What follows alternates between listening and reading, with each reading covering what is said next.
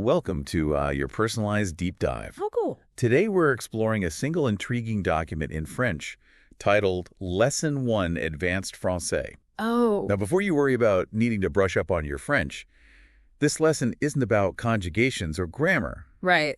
It delves into a much more mysterious subject, Mm-hmm. techniques for achieving and utilizing ecstatic states. That seems really interesting. It is, and I know you're the perfect person to talk to about this today. I'm excited to dive in. All right, Let's do so it. this document connects the dots between some seemingly disparate concepts, personal growth, magnetism, altered states of consciousness, and even ancient alchemical practices. It's fascinating how this document kind of brings those all together. It's like a treasure map leading to a hidden world of knowledge. It really is. Yeah. So let's unpack this idea of ecstasy as presented in the text. Okay. It's not simply about intense happiness or pleasure, is it? It's not just like, the really good feeling that you get from like your favorite food or something like that. Yeah, It's- deeper than that. The document describes it as a state of heightened awareness, a transcendence of the usual limitations of both body and mind. Okay. So think of it as pushing past the boundaries of your everyday perception I do. and tapping into something much larger. Wow. They even compare it to the states achieved by mystics and prophets throughout history. Yeah, they quote Dr. Alexandre Bertrand. Oh, wow. It suggests that these states aren't just some random psychological phenomena, Yeah. but point towards something deeper, something fundamental about human consciousness. That's a powerful comparison. Absolutely. Now, they also mention a link to alchemy, Mm-hmm. specifically l'œuvre blanc, the work of the white. Okay. What exactly does that mean? In alchemical terms, the work of the white represents a stage of energetic elevation, purification, and refinement. Okay. It's like reaching a higher vibrational state. But it emphasizes that this elevation must follow a purging of negative emotions, what they call the phase noire. So it's not about bypassing the shadow aspects of ourselves, Exactly. but confronting them, Right. working through them so we don't carry that energetic baggage Yeah. into these higher states. Precisely. Okay. They caution that attempting to reach these elevated states while still harboring unresolved negativity. Oh. It's like carrying ashes that haven't been fully burned. Right. It can taint the experience and hinder true transformation. Wow. Okay, so this is serious stuff. It is. So the document outlines a specific process for achieving ecstasy, Okay. fascination, Okay. crisis, That lethargy. lethargy, Lethargy. ecstasy. So what's interesting is they claim that after working through this process several times, one can potentially access ecstasy more directly. Interesting. So let's dive into that first step, Okay. fascination. Yeah. What exactly did they mean by that? This is where things get really interesting. They're talking about utilizing the power of the gaze, Okay. specifically intense eye contact, Oh. to influence another person's state of consciousness. Whoa, that sounds intense. Yeah. Like some sort of hypnotic technique. In a way, yes. Okay. The document explains how prolonged focused eye contact can bypass rational thought, Okay. potentially even inducing a state of catalepsy, What's that? where the body becomes rigid. Okay, that's a bit unnerving. Yeah. But they're not suggesting that catalepsy is the ultimate goal, right? No, not at all. Okay. They present it as a potential gateway to deeper awareness, Okay. possibly even triggering a Kundalini awakening. Mm-hmm. The idea is to use that state of heightened receptivity to access deeper levels of consciousness. Okay. So it can be a tool, but it's not the end goal in and of itself. Yeah, that makes sense. Yeah. They also mentioned the possibility of practicing self-fascination using a mirror. Right. Now I'm imagining someone staring intently at their own reflection, It might seem unusual. which honestly sounds a bit strange. Yeah, I could see how that would sound strange. Yeah. But it has parallels in other esoteric traditions. Okay. Think of texts like and Kur, which focus on self-development exercises. So this doublementé du caducée hermétique. The double rise of the Hermetic caduceus. Could this be an ancient practice, using self-fascination as a tool for cultivating inner awareness? That's the implication. Okay. They seem to be connecting these practices to a lineage of esoteric knowledge passed down through the ages. Now, before we get too lost in the techniques themselves, Mm-hmm. I'm curious about this alchemical concept of extracting the sulfur, which represents spirit. Right. How does that tie into achieving ecstasy? It's about shifting your focus inward. Okay. They use the alchemical framework of moving from the salt, Right. representing the body, Mhm. to the mercury, representing the soul, Right. and finally to the sulfur. Which is Right. representing the The spirit. spirit, yeah. So you're essentially turning away from the external world. And cultivating an awareness of your spiritual nature as a Mhm. pathway to these higher states of consciousness. Exactly. That It's felt- like peeling back the layers of your being Yeah, to connect with the most essential spiritual core. that's a really good way to put it. Yeah. And that brings us to the different types of ecstasy that they describe. Okay. Spontaneous ecstasy Yeah. and magnetic ecstasy. No. Spontaneous ecstasy sounds pretty self-explanatory. Yeah. Just happens. Yeah, it just kind of comes on naturally. But what about magnetic ecstasy? What exactly do they mean by that? Magnetic ecstasy is intentionally induced. Okay. And as the name suggests, it involves harnessing the power of magnetism. So how do you harness magnetism? They describe techniques using upward passes Okay. to direct energy, Okay. stimulating specific points like the third eye Hmm. and the crown of the head. Wow. So it's like a very focused form of energy work Yes, exactly. designed to facilitate the ecstatic state. What kind of experiences do they describe during magnetic ecstasy? They mention a range of fascinating experiences. Like what? Some are physical, like intense heat or rigidity in the body. Oh, wow. Others involve altered perceptions, visions, a profound sense of connection with the divine, and even the possibility of paranormal abilities. It's quite a range. Yeah, it is. It's interesting that they compare it to yogic practices and their similar effects. Right. It suggests that these altered states might be accessed through various paths and traditions. It's not just limited to one specific lineage or practice. Right. It seems to be a fundamental aspect of human potential. So what's particularly intriguing is how they highlight the role of music in deepening and facilitating the ecstatic state. Yes, music plays a powerful role. So it's not just about energy work or mental focus, Right. but also incorporating sensory experiences like music. Precisely. Okay. They even bring up the ancient concept of the music of the spheres, suggesting that music can attune individuals to higher realms of consciousness, Interesting. almost acting like a vibrational bridge. But they're clear that experiencing music in an ecstatic state is different from simply listening to it normally. It operates on a much deeper level, Right. more unconscious, almost like the music bypasses the thinking mind Right. and speaks directly to the soul. It's interesting. yeah. They also talk about mudras, Yes, specific hand gestures. similar to how they're used in Indian tradition Exactly. to support spiritual practices. They specifically mention clasped or open hand positions as being particularly powerful in magnetic ecstasy. So every detail from the gaze to hand gestures is intentionally chosen to optimize the experience. It seems that way. Yeah. They're very meticulous in their descriptions. And they delve into specific historical techniques for inducing ecstasy, Right? Each with its unique approach and methodology. like Regazzoni's method, Yes, charging the brain with magnetism. and using passes from the eyes to the crown of the head.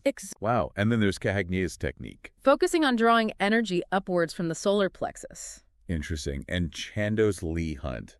Who used a method of holding hands near the head Okay. to create a sensation of liberation.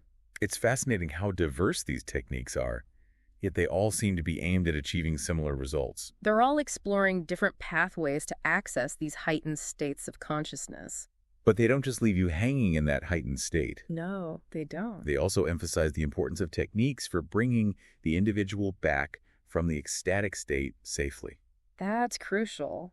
Yeah. As powerful as these states can be, you need a way to ground yourself Right. and integrate the experience. It's about finding a balance between the heights of ecstasy and the realities of everyday life. Right. It's not about escaping reality, but enriching it. Okay, I like that. Yeah. So we've explored various techniques for inducing ecstasy, both historical and modern. We've just scratched the surface. Yeah, it feels like we have. There's so much more to uncover. There is. Yeah. Now let's delve into the philosophical and practical aspects of this pursuit. Okay, I'm ready. It seems there are some potential challenges and benefits to consider. Let's explore those. Absolutely. So they delve into the Martinist philosophy, Mm-hmm. influenced by Barbarin, Right. which posits that humanity has experienced a fall from an original state of unity.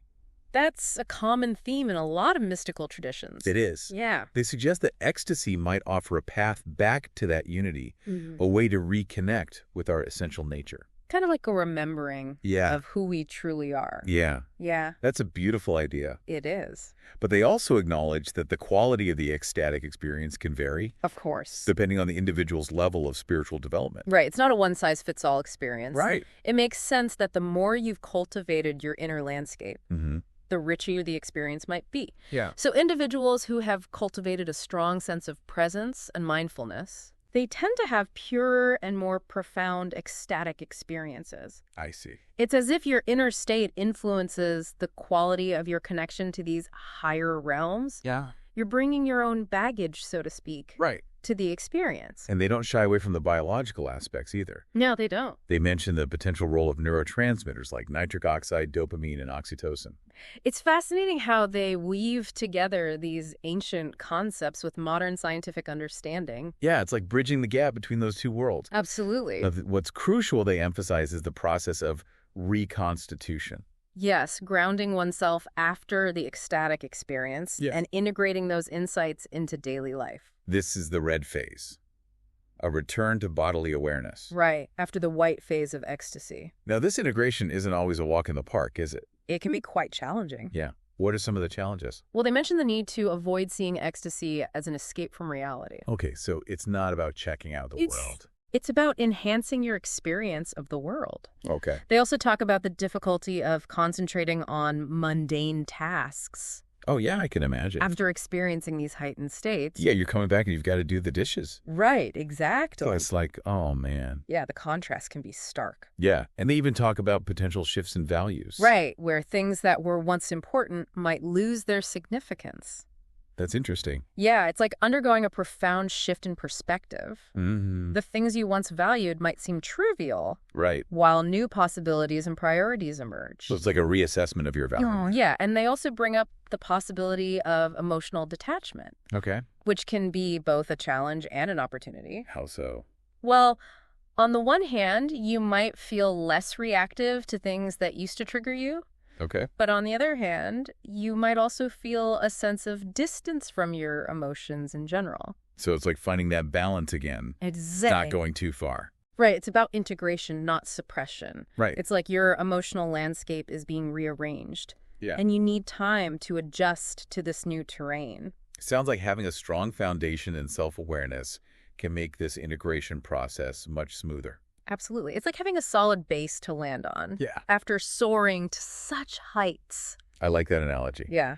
Okay, so we've talked about intentionally inducing ecstasy, Right. but they also mention an alternative method, Uh-oh. This sounds interesting. achieving it through a state of profound relaxation, Really? almost a state of lethargy. That seems paradoxical. It does, doesn't it? Yeah. It contrasts with the more active methods we've discussed. Right. It's like the opposite approach. Instead of intense focus, Right. it's about complete surrender. So letting go. Letting go of control. Yeah. Allowing yourself to drift into a state of deep stillness. That's interesting. They even describe it as a state where someone might appear lifeless. Whoa. If you couldn't hear their heartbeat. That's intense. It is. It's like a complete letting go. Yeah. Almost a surrender to something beyond the individual self. And yet they suggest that this state can also lead to profound spiritual experiences. It's amazing how these seemingly opposite states can both lead to these extraordinary experiences. It highlights the fact that there are multiple pathways Right. to these expanded states of consciousness. It's not a one-size-fits-all approach. And that's one of the things that makes this document so fascinating. Absolutely. It presents a multifaceted perspective Yeah. on a topic that's often shrouded in mystery. It's like they're pulling back the curtain Yeah. and revealing the many different ways to access this hidden dimension. Now, I'm curious about this connection they draw between magnetic ecstasy Mm-hmm. and the experience of orgasm. That's an interesting comparison. It's not a comparison you hear every day. No, it's not. So what are you getting at there? They suggest that both experiences share similar pathways in the brain, involving the release of neurotransmitters like dopamine and oxytocin. Right. Those feel-good chemicals. Exactly, creating those feelings of pleasure and connection. So there's a physiological similarity, There seems to be. but they also highlight a key difference. Right, magnetic ecstasy offers a more conscious experience, Yeah, okay. allowing for greater self-awareness and control. So it's not just about the physical sensations. It's about harnessing those energies Right. in a way that promotes personal growth and spiritual understanding. So it's like they're saying Both experiences can be transformative, Mm-hmm.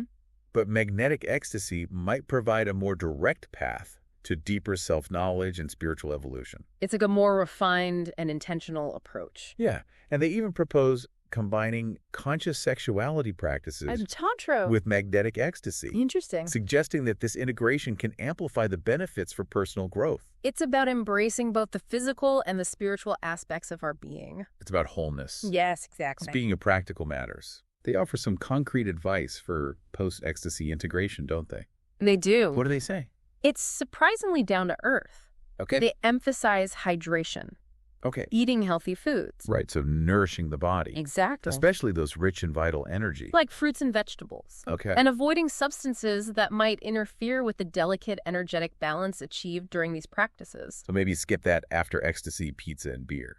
Probably a wise choice. Okay. They specifically advise against alcohol and processed sugars, Because. suggesting they can disrupt the subtle energies at play. I see. Instead, it's about nourishing your body with pure, natural sources of energy. Okay. They even suggest avoiding meat, Really? particularly for those pursuing a more spiritual path. Interesting. It's like you're fine-tuning your entire being Okay. to resonate with the higher frequencies accessed during these experiences. But beyond the physical, they emphasize the importance of navigating the red phase. Yes, the return to bodily awareness after the white phase of ecstasy. Right. It's about integrating those insights into everyday life, Yeah. not just floating off into some spiritual la-la land. Right. Bringing it back down to earth. Exactly, grounding those insights into practical action. They highlight the potential challenges. Right, the pull to use ecstasy as an escape, Yeah. the struggle to focus on mundane tasks, Mm. the possible shifts in values and emotional responses. It sounds like a process that requires both dedication Absolutely. and a willingness to face those challenges head on. It's not a quick fix. No. It's a journey of transformation. Wow, we've covered so much ground in this deep dive. It's been a wild ride. From ancient alchemy and hypnotic techniques to the complexities of neuroscience Right. and the subtleties of energy work, it's been quite a journey. Yeah, it really has. So what strikes me is that they don't just present these techniques as a way to achieve fleeting moments of bliss. No, they go much deeper than that. Right. It's about more than just feeling good. They emphasize the transformative potential of these experiences. Absolutely. And they offer concrete guidance for integrating those insights into your everyday life. Yeah, they're not just leaving us hanging with these extraordinary experiences. Right. They're giving us practical tools to ground those experiences into our daily lives. It makes me think of that saying, you can't unsee what you've seen. Yeah, that's a good one. Once you've glimpsed these expanded states of consciousness, Right. it changes your perspective. Yeah, it's like you've seen behind the curtain. Yeah, the mundane world might seem a bit duller in comparison, Maybe a little bit. but you also have this new awareness, this deeper understanding that Right? you can bring to your everyday experiences. You're not just leaving it behind in that ecstatic state. Right. You're bringing it back with you Yeah. to enrich your life. So they suggest that this shift in perspective can lead to profound personal growth. It can be a catalyst for real change. How so? It can challenge your values, push you to shed old patterns, and ultimately help you align your life with your newfound understanding. So it's like a recalibration. It is. It's a process of continual refinement, Yeah. spiraling upward towards greater awareness and wholeness. They also touch on the potential downsides of this process. Right. It's not all sunshine and roses. What are some of those downsides? Well, they mention the difficulty concentrating on mundane tasks, Oh, yeah, we talked about the that. shifts in values, Right. even the possibility of emotional detachment. Yeah, so navigating this integration process can be quite tricky. It definitely requires awareness and a willingness to face those challenges. It's not for the faint of heart. It's not a quick fix, it's a journey. But they also offer practical advice for managing those challenges. Right? They do. Like what? Like focusing on healthy eating, staying hydrated, Mm-hmm. avoiding substances that might interfere with the energetic shifts taking place. Okay, so taking care of yourself on all levels. Exactly. Nurturing your body, mind, and spirit. And they even suggest incorporating practices like conscious sexuality Right. Bringing awareness to that aspect of our being. to further enhance personal growth. It's about integrating all parts of ourselves. Yeah, that brings us back to that fascinating concept they introduce, Homo totus. the integration of all levels of being. It's not about becoming some superhuman being. Right. It's about embracing all parts of ourselves. Yeah, the light and the shadow. The mundane and the mystical. It's about finding that balance. Yeah, Yep. that sweet spot where we can function effectively in both everyday reality and those heightened states of awareness. So it's like bringing those two worlds together. Exactly, bridging the gap between the ordinary and the extraordinary. And they even suggest that these ecstatic experiences can enhance our abilities in the world. Right, they can make us more effective, more creative. How so? They can boost our creativity, our problem-solving skills, Wow. even our capacity for deep connection with others. So it's not about retreating from the world, No, it's about engaging with the world. but from a more awakened state. Exactly, bringing those higher frequencies into our interactions. That's really powerful. It is. It suggests a whole new way of being human. It's like they're offering a glimpse into a future where these practices are not just esoteric curiosities, Yeah. but tools for personal and collective evolution, Tools for creating a better world. helping us create a more integrated, empowered, and fulfilling way of being in the world. That's a beautiful vision. It really is. And perhaps that's the most important takeaway from this deep dive. What is it? The idea that these ecstatic states in all their forms hold a key To what? to unlocking our potential both individually and as a species. It's certainly given me a lot to think about, and I'm sure our listeners feel the same. It's been an incredible exploration. It has. Thank you for joining me on this journey into the depths of human consciousness. It's been my pleasure. Until next time, keep seeking, keep exploring, and keep diving deep.